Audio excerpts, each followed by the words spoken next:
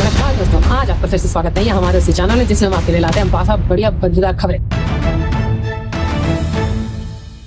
तो आज हम आपके लिए खबर लेकर आए हैं जो कि है 2-3 महीने पुरानी, और हमारे दोस्त ने हमें थी सुनाई, तो हमने सोचा आज आपको आइए बारी सुनाने की, तो सुनाई देते हैं। तो हुआ यूं कि 2 दोस्त एक हॉस्टल में रहते थे और करते थे पढ़ाई। उनको मिलती थी पॉकेट मनी खर्चे के लिए, जो कि उनको संभाल के खर्च करने के लिए दी गई थी, लेकिन संभाल के उन्होंने खर्च करी नहीं, तो इसलिए उनके पास ज्यादा पैसे बचे नहीं। अब उनको लगी भूख और हॉस्टल में खाना बनाने के लिए उनका मन नहीं था, तो उन्होंने सोचा चलो बाहर चल के खाना खा के आते हैं। पर जब उन्होंने पॉकेट चेक करी तो दोनों के पॉकेट में थी कम मनी थी।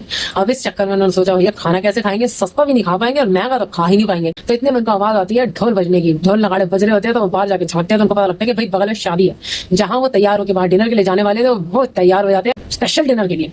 तो बाहर निकल के जाते हैं तो सोचते हैं चल भाई इसी शादी में जाकर 2 दिन प्लेट खाना साफ करके आ जाते हैं। बेशर्मों की तरह बिन बुलाए शादी में घुस जाते हैं। घसने के बाद सीधा ही वो जाके खाने पे टूट पड़ते हैं, और खाने में होता है बढ़िया बढ़िया खाना। पनीर तो आपको पता ही है, वहाँ पे आपको पता है शाही पनीर, कढ़ाई पनीर, मलाई पनीर, ऐसे पनीर की वैरायटी होती है। अब वो सबसे पहले पनीर की 2-3 डिशेज ले लेते हैं और साथ में अपनी पूरी नान और साथ में रायता सलाद वगैरह सब कुछ ले लेते हैं और पेट भर के खा लेते हैं। डकार मारते हैं। तो क्या हमारी आती नहीं, उनकी जाती नहीं। तो ये डकार मार के जैसे वहां से जाने लगते हैं, इतने एक अंकल आ जाते हैं। अब वो सोचते हैं शेखी मारने के चक्कर में अंकल को तारीफ ही कर देते हैं, खुश हो जाएंगे। तो अंकल को बोलते हैं कि अंकल जी खाना तो बहुत टेस्टी था, पनीर तो लाजवाब, आपने जहाँ से भी बनवाया बढ़िया खाना बनवाया। तो अंकल भी थोड़े मजा लेने के लिए उनसे पूछ ही लेते हैं, अरे बेटा आपने यहाँ पे पहले कभी देखा नहीं, आखिर किसकी तरफ से आए, लड़के वाले की तरफ से या लड़की वाले की तरफ से? आओ जरा शादी पूरी अटेंड करके जाना, और खाना वाना अगर कुछ रह गया तो और भी खा लो, मीठा आपने चाहा या नहीं चाहा।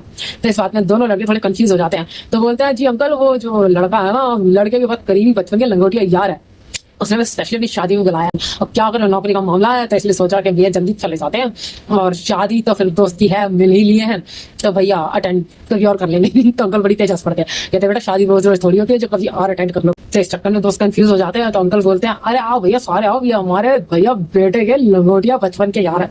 इनको यही नहीं पता कि आज जिसके ये यार है उसकी तो शादी नहीं है। उसकी तो शादी 1 महीना बाद है, आज तो उसकी बहन की शादी है, यानी हमारी बिटिया की शादी।